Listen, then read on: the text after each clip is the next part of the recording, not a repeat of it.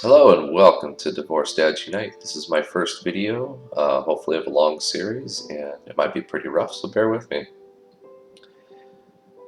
I wanted to start this channel to help out those dads, those fathers, those guys who are going through the trauma of infidelity, divorce, broken relationship, being lied to.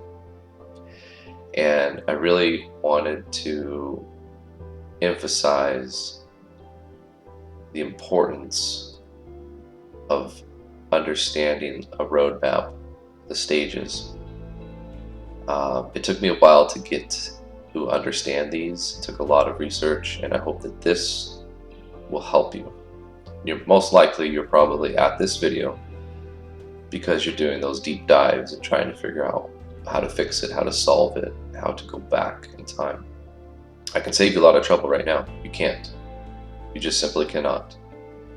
You may not believe me, but at some point that reality will hit and you'll be able to go into the next stage of your healing process. On that topic of stages, I would like to kind of deep dive into those stages that you're going to go through, have gone through, going through, maybe stuck at.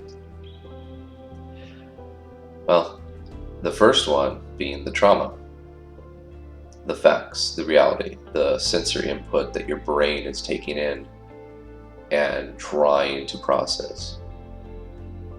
That technically not really given a name, but it begins the process. And typically I would call that the trauma process or the start. The next stage will flip-flop typically between the second and the third stage, being hope and denial.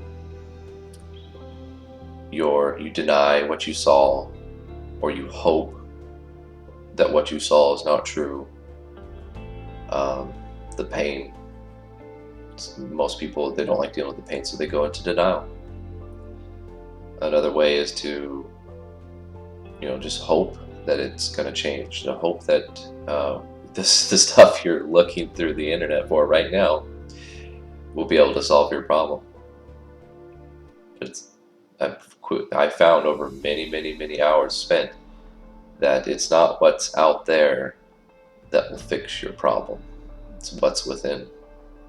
And that sounds cliche, but you'll get there. You'll understand. And this is just a start of your information gathering process. After hope and denial, you start to get the anger. The anger comes, it washes over you because you realize that hope and denial aren't working, basically. You start to feel the anger because the denial is not working for you. The anger, the hope is not working for you anymore, and reality is setting in. You realize that you've been wronged, you've been hurt, you've been lied to, and we don't like the pain,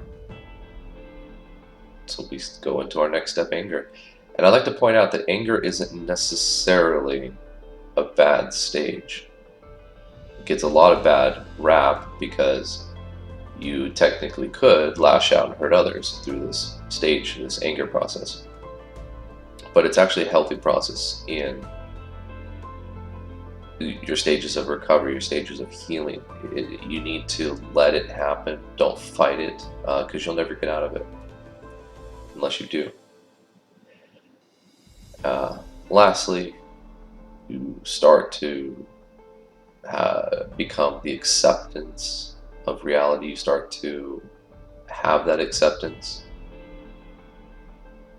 It doesn't come all at once. It comes in waves and phases, and you can flip-flop back and forth between all of these stages through the whole process.